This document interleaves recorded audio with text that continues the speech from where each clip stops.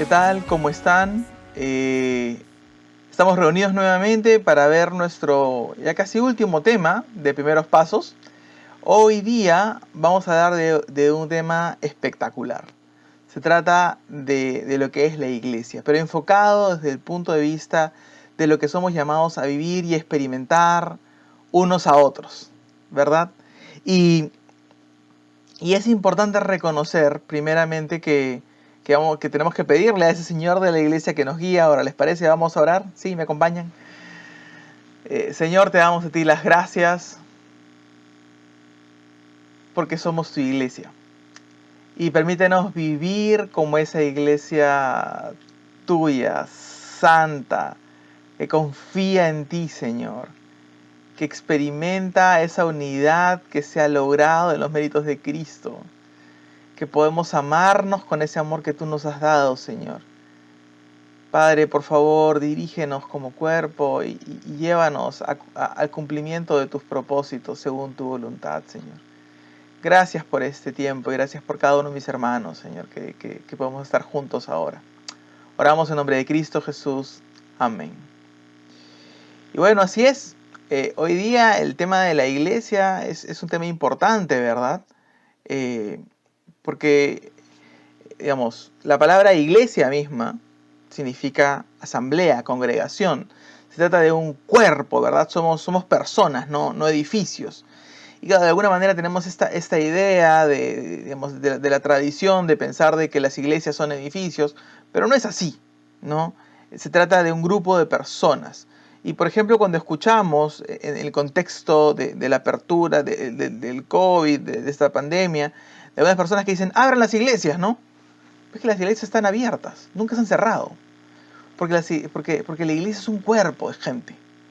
Y se trata de vivir y experimentar esa dinámica que Dios quiere para nosotros como cuerpo, en la unidad del Espíritu Santo. Y hoy día vamos a enfocarnos en un aspecto muy importante de lo que implica ser iglesia. Se trata de entender que la iglesia tiene un testimonio hacia afuera. Y quisiera empezar con esta historia. Dice, hay un relato, un pastor conversa con una prostituta, ¿no? Y ella le está comentando una serie de terribles decisiones en su vida, cosas de las cuales ella está profundamente arrepentida, ¿no? Y se encuentra pues con este cristiano, con este pastor, y él le pregunta, oye, ¿y tú desearías, nunca has pensado en ir a una iglesia para buscar ayuda? Y la mujer le responde algo sorprendente. Quisiera que prestes atención y peses cada palabra porque me pareció muy impactante acerca de repente cómo nos ven hacia afuera. Mira esto, dice, ¿una iglesia? Dice, ¿para qué habría de ir allí? Ya me estaba sintiendo muy mal conmigo misma. Todo lo que harían sería empeorar las cosas. Para esta mujer, ir a una iglesia implicaba el juicio, ¿no? El juicio de la gente, el juicio de esta comunidad de seres que tienen una serie de reglas y que ella iba a ser descalificada, ¿no? Es un mensaje tan distinto a lo que es el Evangelio, ¿verdad? Y quizás la razón por la cual nosotros no proyectamos una imagen distinta sea porque quizás se nos pierde la idea y la esencia de lo que es una iglesia.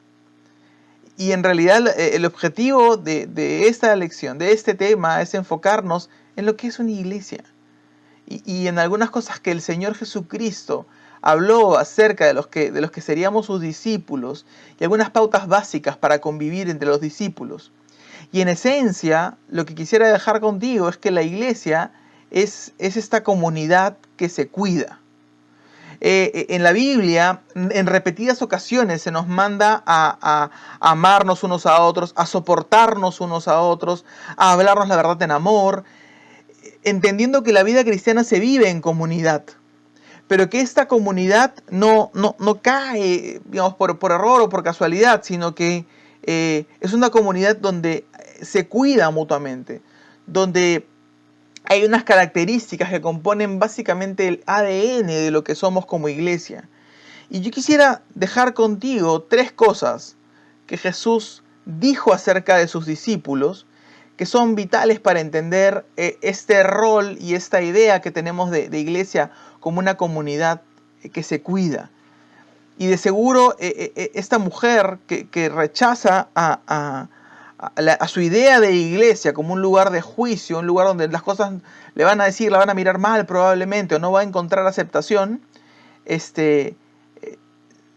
sería muy distinto si es que pudiéramos decirle, oye, ¿quisieras ir a encontrarte con Jesús? Porque verás, Jesús era alguien que se llevaba muy bien con gente que no era como él. Que a la mujer humillada por su pecado le dice, yo no te condeno, vete, no peques más. Que al fariseo lo recibe y le dice, tienes que nacer de nuevo, en amor. Que podía relacionarse con un religioso y con la mujer que, digamos, fuera más rechazada de su comunidad. Y si entendemos esta dinámica de la comunidad que se cuida, de lo que es la iglesia en la práctica como nuestro rol, es vital. Y hay 3 características que quisiera dejar contigo. Por supuesto no son características exhaustivas, hay muchas más. Pero estas 3 son esenciales para vivir esa comunidad que se cuida. Y necesitamos justamente que quizás definir exactamente claramente qué significa esto. Y la primera de estas características es la humildad. Quisiera que vayamos y que leamos Juan 13 del 4 al 10. ¿De acuerdo? Tenemos, dice, el entorno es este. Esta es la última cena de Jesús antes de ir a la cruz. Y en un momento Jesús se levanta, y dice el versículo 4, se levantó de la cena y se quitó el manto, y tomando una toalla se la ciñó, y luego echó agua en una vasija y comenzó a lavar los pies de los discípulos, y a secárselos con la toalla que tenía ceñida. Cuando llegó Simón Pedro, le dijo, Señor, ¿tú me vas a lavar a mí los pies? Y Jesús le respondió, ahora tú no comprendes lo que yo hago, pero lo entenderás después. Jamás me lavarás los pies, le dijo Pedro. Si no te lavo, no tienes parte conmigo, le respondió Jesús.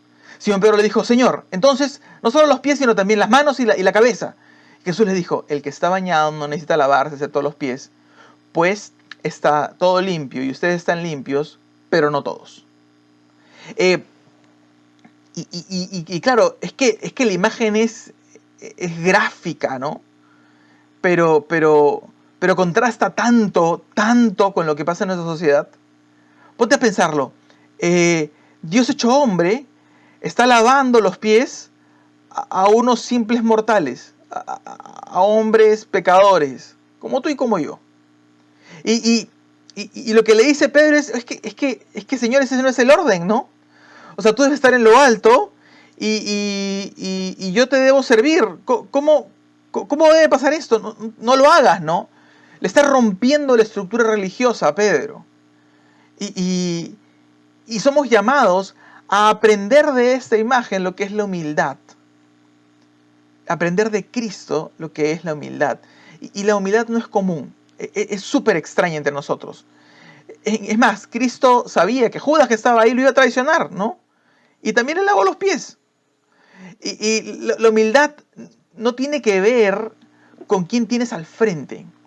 La humildad tiene que ver, digamos, con tu posición y tu dirección. En el versículo 1 de Juan 13, dice, sabiendo Jesús de dónde había salido y a dónde iba, él sabía quién era y él sabía dónde iba. Y no tiene que ver pues si te han tratado bien, te han tratado mal, si esto es justo o injusto. La humildad tiene que ver con que yo reconozca dónde estoy situado. O sea, lo que implica es que, a ver, mi vida sin la gracia de Cristo es un desastre inminente, ¿no? Y lo que tengo en Cristo, y tengo Cristo, tengo la vida, ¿verdad? Y lo que tengo en Cristo es lo único que puedo tener. Tengo sus promesas, tengo acceso al Padre, tengo seguridad. ¿Puedo lograr otra cosa aparte de eso que marque la diferencia? Entonces, ¿qué me podría diferenciar respecto de otras personas? ¿Verdad que nada? O sea, la humildad tiene que ver con experimentar esa presencia de Dios que te deja sin palabras, ¿verdad? Y te ubica. Y quizás mi problema con ver al resto de personas no es tanto digamos, que yo pueda encontrar diferencias entre nosotros, ¿no? Y pueda sentirme más o menos, ese no es el punto, sino mi problema quizás es que no me he ubicado bien respecto de quién es Dios para mí. Y eso es impresionante, pues. Porque cuando yo tengo un encuentro con ese Dios que es todopoderoso, maravilloso, grande, ¿no? Entonces encuentro por fin que mi posición respecto de Él es, por su gracia, su Hijo, ¿de acuerdo? Pero por mis méritos, nada, ¿verdad? Y cuando yo veo a otra persona, yo puedo ver la misma condición, igual que yo, con su necesidad de Dios, con sus problemas a cuestas quizás, y su profunda necesidad de encontrarse con esa gracia, si es que no es de Cristo. Y si es alguien que ya conoce a Cristo, también con muchas necesidades. Y ubicarnos delante de Dios nos ayuda también a ubicarnos con nuestro prójimo y entender que somos iguales, que hemos recibido el mismo acceso al Padre si somos de Cristo, que tenemos esa salvación por gracia, que tenemos ese destino asegurado en el Señor, que podemos vivir juntos esta aventura de hablar al mundo de quién es Él, ¿no? Y por eso justamente la otra cosa es también la dirección. O sea, Cristo entendía hacia dónde se dirigía, ¿no? Él veía claramente que Él estaba aproximándose a sus últimos momentos antes de la cruz, pero que su enfoque era ir a la eternidad, ¿de acuerdo? Entonces, si tú y yo nos podemos ver camino a la eternidad, entonces podemos pesar más las cosas y que nuestro corazón eche raíces en lo eterno y de alguna manera menospreciar un poco nuestras grandes habilidades o lo que tenemos por gracia, porque el Señor nos lo ha dado y podemos gozarnos, pero eso no es nada comparado con la gracia que ha de manifestarse. Eso no es nada comparado con lo que vamos a recibir en la eternidad. Y quizás el problema que tenemos es que nos falta experimentar un poco más de esa presencia de Dios que nos llena de esa eternidad, ¿verdad? Quizás esa conciencia de eternidad, quizás eso es lo que nos falta. Y Jesucristo prosigue el relato porque no se queda ahí, dice, porque sabía quién lo iba a entregar. Por eso dijo, no todos están limpios. Entonces, cuando acabó de lavar los pies, tomó su manto y sentándose a la mesa otra vez, dijo, ¿saben lo que les he hecho? Ustedes me llaman maestro y señor y tienen razón porque lo soy. Pues si yo, el maestro y señor, les lavé los pies, ustedes también deben lavarse los pies los unos a los otros. O sea, ustedes también deben lavarse los pies los unos a los otros. Y esta realidad, que puede sonar bastante complicada, no nos reduce, sino al contrario, dice, porque les he dado un ejemplo para que como he hecho, ustedes también lo hagan. En verdad les digo que un siervo no es mayor que su señor, ni un enviado es mayor que el que lo envió. Si hacen esto, serán felices si lo practican. O sea, si hago esto, entonces voy a ser feliz. Qué interesante, ¿no? O sea, nuestra felicidad no se trata tanto de, no sé, pues nuestra cuenta bancaria, de el número de contactos en Facebook que tengamos, de lo que nos pueda pasar, de la estabilidad laboral. No. Lo que está diciendo es, si mi actitud respecto de otros, y aquí estos otros incluía a Judas en el caso de Jesús, ¿no? Si mi actitud respecto de otros es la de la humildad, de, oye, yo estoy aquí para lavarte los pies. Entonces, me pongo a pensar en esa mujer, ¿no? En la que vimos al inicio. La que decía, ¿para qué voy a la iglesia? Ya me siento suficientemente mal, ¿no? Si es que la idea de iglesia que hubiera tenido sea esta de gente que busca lavarse los pies los unos a los otros, busca vivir en humildad, me pregunto si hubiera sido distinto lo que hubiera concluido ella, ¿no? Y a veces apoyarnos en nuestras habilidades, amistades, capacidad de hablar o capacidad de cantar o cuentas bancarias, hacer negocios, lo que sea, nos va en contra, ¿no? Pero esta humildad se da cuando entendemos que somos hijos de Dios. Esa es nuestra posición. Y como hijos de Dios andamos el camino hacia la eternidad. No deberíamos distraernos, sino estar más bien enfocados, ¿no? Y claro, esto no quiere decir que tú no dejes, digamos, puedes dejar de lado el hecho de sentar un reclamo, ejercer un derecho, no. Tiene que ver más bien que frente a una persona no te importa lo que hizo, ¿no? Importa quién es esa persona delante de Dios. Y tú anhelas poder lavar sus pies. ¿Por qué? Porque eso es lo que hizo Cristo. Porque ese es el modelo como iglesia. Porque tu Padre es el Dios Todopoderoso. Esa realidad no cambia. Y tu Padre cuida de ti. Y para poder cuidarnos unos a otros, para ser esta comunidad donde nos cuidemos, debemos reconocer que es el Padre quien nos cuida, ¿no? Y si tenemos la oportunidad de lavar los pies a otros, es porque sabemos nuestra posición y nuestra dirección. Porque viene acompañada del cuidado de Dios. Y si queremos experimentar ese cuidado de Dios, bueno, pues necesitamos estar enfocados en quién es Él. ¿De acuerdo? Y luego, en este mismo pasaje, Cristo empieza a explicar de que Él se iba, ¿no? Me voy y les quiero decir algo que es sumamente importante. Les quiero dejar algo que es sumamente importante y ese es el segundo punto, ¿no? El tema del amor. Mira Juan 13, 34, 35. Dice, un mandamiento nuevo les doy, que se amen los unos a los otros, que como yo los he amado, se amen los unos a los otros. Y quizás lo complicado de esto es este modelo, ¿no? Como yo los he amado, se amen así los unos a los otros. Eso es súper demandante, ¿no? Y de lo que se trata es que el Espíritu Santo, porque Romanos 5:5, que la esperanza no nos desilusiona porque el amor de Dios ha sido derramado en nuestros corazones. El amor de Dios ha sido derramado en nuestros corazones. ¿El amor de quién? De Dios. Y con ese amor de Dios, yo puedo amar a mis hermanos. Pero dice aún más, en esto conocerán todos que son mis discípulos, si tienen amor los unos por los otros. O sea, la idea es que no seamos conocidos simplemente como una iglesia, sino como esta comunidad de discípulos de Cristo que se cuidan. ¿Y cuál es esa característica distintiva de discípulo de Cristo? Que se ama. Que se ama. ¿No? Y eso es increíble, porque nuestra visión como iglesia somos ser discípulos llamados a ser discípulos, ¿verdad? Entonces, ¿qué es lo que distingue a un discípulo? Bueno, no es asistir a una reunión, ni siquiera es ir fielmente a un grupo pequeño, ni siquiera predicar. Lo que dice Jesucristo es, todos van a conocer que ustedes son mis discípulos si se tienen amor los unos a los otros.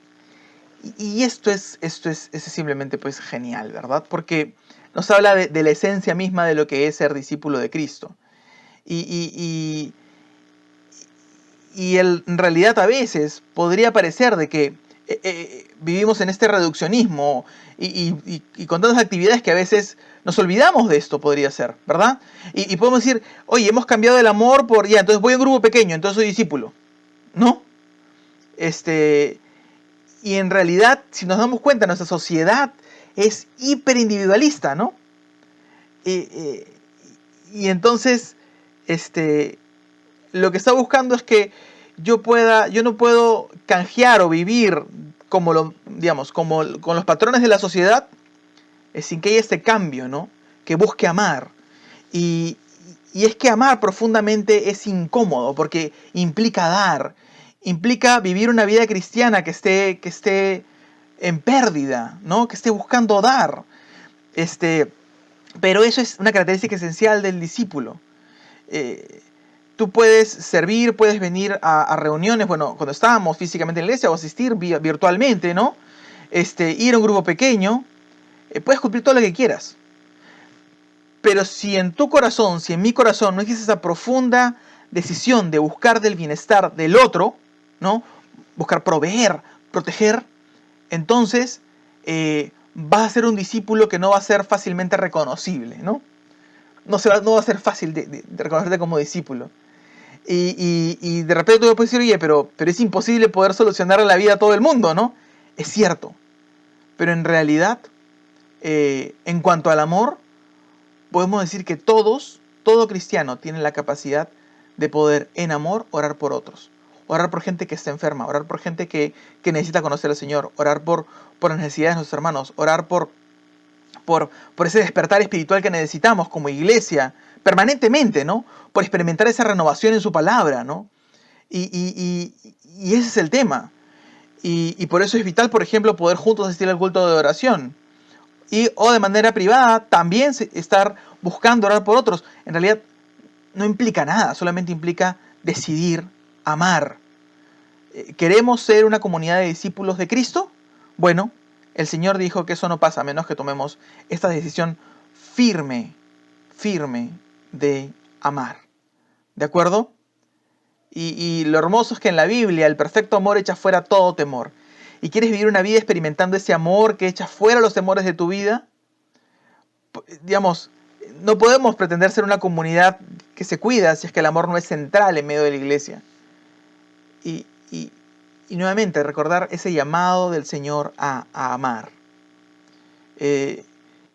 Y recordar que esto viene de lo que el Señor nos da. Romanos 5:5 lo muestra. Dice, la esperanza no se soluciona porque el amor de Dios ha sido derramado en nuestros corazones. Tenemos esa capacidad de amar. Yo he escuchado muchas veces en la iglesia que podemos quejarnos de 1000 cosas que nos faltan. Pero amor nos sobra. Y quizás es para ti un tema de decisión, un tema de temor quizás. Bueno, pidámosle a Dios que nos haga mirar ese perfecto amor suyo y que nos permita vivir una vida en la dinámica de su amor. ¿De acuerdo? Entonces tenemos la humildad, el amor y finalmente un tema esencial, que es la unidad. Es la tercera cosa que quisiera compartir contigo sobre esto, de poder vivir como esta comunidad que se cuida, ¿no? Y nuevamente corremos el riesgo de reducir este concepto a algo más simple, pero quisiera leer por un momento Juan 17, 20 y 24, que dice, el Señor Jesús está diciendo, pero no te ruego por esto, sino también por los que han de creer en mí por la palabra de ellos. O sea, nosotros, ¿verdad? Para que todos sean uno, como tú, oh Padre, que estás en mí y yo en ti, que también ellos estén en nosotros, para que el mundo crea que tú me enviaste. Para que el mundo crea que tú me enviaste. Y esto es vital, ¿no? Para que el mundo crea que tú me enviaste. La gloria que me diste se las he dado para que sean uno, como nosotros somos uno. Yo en ellos y tú en mí, para que sean perfeccionados en unidad. Para que el mundo sepa que tú me enviaste. Nuevamente, o sea, como diciendo, por si no les quedó claro, es para esto, ¿no? Y que los amaste tal como me has amado a mí. Padre, quiero que los que me has dado estén también conmigo donde yo estoy, para que vean mi gloria, la gloria que me has dado, porque me has amado desde antes de la fundación del mundo. Y habla de la dinámica de amor y de unidad que hay en la Trinidad. Pero lo interesante de todo esto es que esta unidad no es un fin en sí mismo, si bien es algo que Dios nos da, ¿no? Porque el Espíritu Santo nos da esa unidad. Nuestra unidad no se basa en que, mira, yo voy a la Alianza Cristiana y Misionera de Miraflores. Sí, por supuesto, hemos decidido congregarnos en una iglesia local. De eso vamos a hablar la siguiente reunión. Pero de lo que se trata aquí es que somos parte de esa iglesia de Cristo y en la unidad el mundo conoce, sabe que Cristo es enviado de Dios. Eso es muy potente. Porque, claro, nosotros pensamos y hemos conversado la semana pasada acerca del evangelismo, ¿verdad? Ya, pero cuando lo llevamos a nivel de iglesia, dice que nuestra unidad da testimonio de que Dios envió a Cristo. Entonces, no es algo simplemente como que sí, es bueno estar juntos. Por supuesto que sí. Va más allá. Implica, es parte de nuestra responsabilidad misionera, si se quiere, nuestra responsabilidad de testimonio, el hecho de la unidad, para poder decir al mundo que Dios envió a Cristo. Y de repente las estrategias que podamos tener son buenas, pero si es que no mantenemos la unidad, nos estamos disparando a los pies. No importa las campañas que hagamos, si no mantenemos la unidad, entonces vamos a fracasar. Y por eso es bueno que si bien estamos todos en grupos humanos y la iglesia buscamos como organización, ¿no?, atender a cada persona en función de su grupo humano, niños, preadolescentes, adolescentes, jóvenes, varones, mujeres, matrimonios, adultos, todos, buscamos atenderlos, mal haríamos en pensar solamente en este grupo humano, perdiendo la idea de la unidad de la iglesia. Mal haríamos en limitar el cristianismo a nuestra iglesia local, perdiendo la idea de la unidad que tenemos en el Espíritu Santo con todos los cristianos. ¿De acuerdo? Así que si en mi tiempo de oración solo estoy limitado por la gente que tengo a mi alrededor de mi grupo humano, hay que preguntarnos si es que no me estoy disparando a los pies.